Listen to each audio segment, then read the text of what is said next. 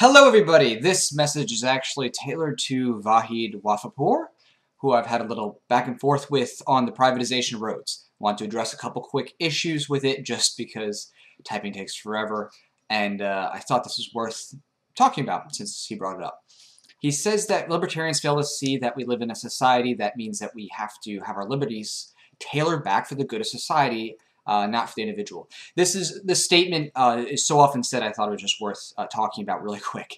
And when it comes to someone saying, what is the good of society, we run into this problem, and that is, who decides what is the good for society? We could look at empirical things from a standpoint of bodily health. We could look at empirical things as far as intelligence or technology. But at the end of the day, those are still subjective whims, and the methods by which you even get to those are subjective.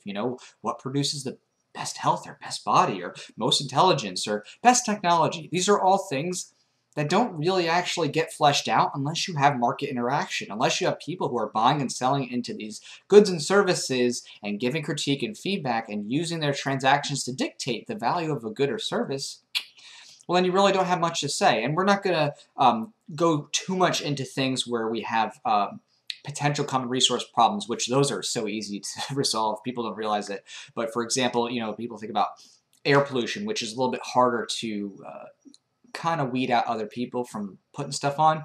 But some would say that, an easy way to deal with this is for the physical stuff. If it's like really heavy toxic stuff, it's sooty, that's a violation of individual property rights. But beyond that, it's not even an issue at all when you consider that people can individually contribute toward purification processes, towards other types of protections that are common goods for a large amount of people, because people feel philanthropic, or they think that the costs to them are so personally low that it's worth it. For example, people can use crowdsourced funding to clean up stuff.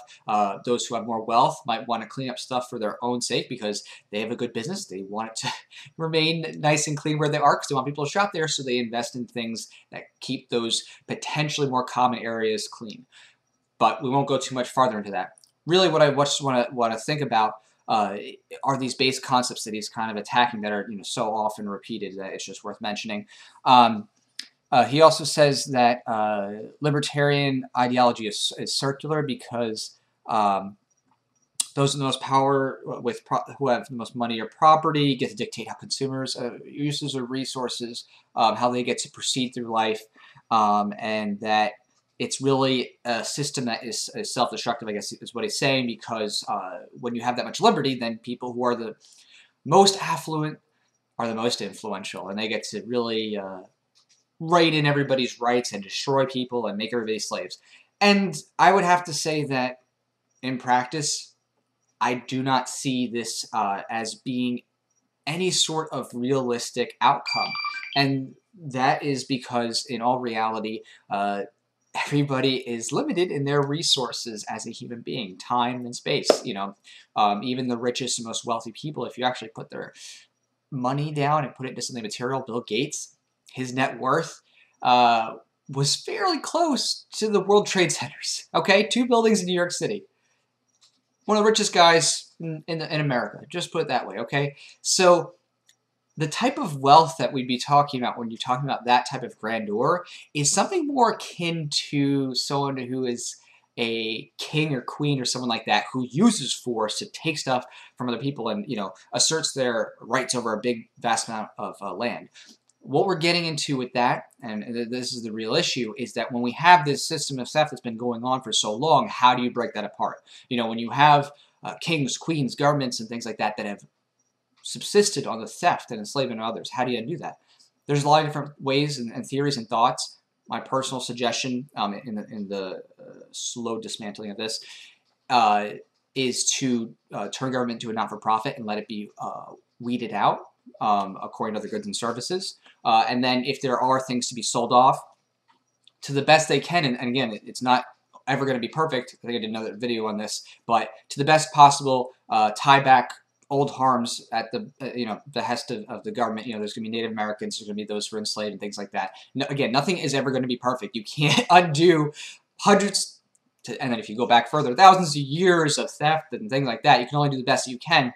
But simply not being able to remedy the past doesn't mean you shouldn't have a freer future. Just because there was slavery and there was bad things in the past doesn't mean that, oh yeah, well, we should continue the system of slavery and theft and murder because we need to rectify those eventually somehow.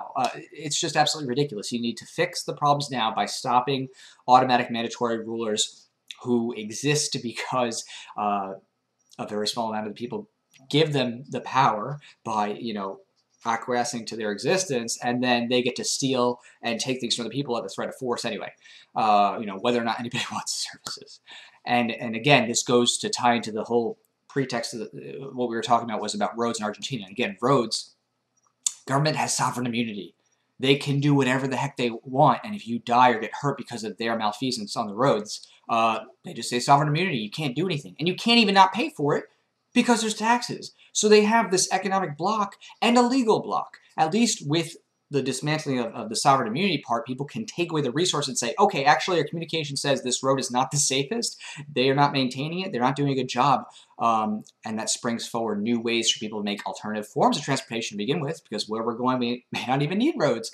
And it also opens up the opportunity for other people to make more competitive highways. Even if it takes a little longer, people would rather be on a safer highway. Just makes perfect sense. It's not that crazy. It really isn't. People do it all the time, and actually, when you think about it, even with government, there's taxes, but there's still toll roads. Wow, you're actually paying to use a road, and you're supposed to be paying taxes? I mean, it's right there. People are used to it. It's in your face. Nothing much more to say. Segment, of course, brought to you now, thankfully, to Bitcoin and Litecoin. So enjoy it, and I will talk to you all later.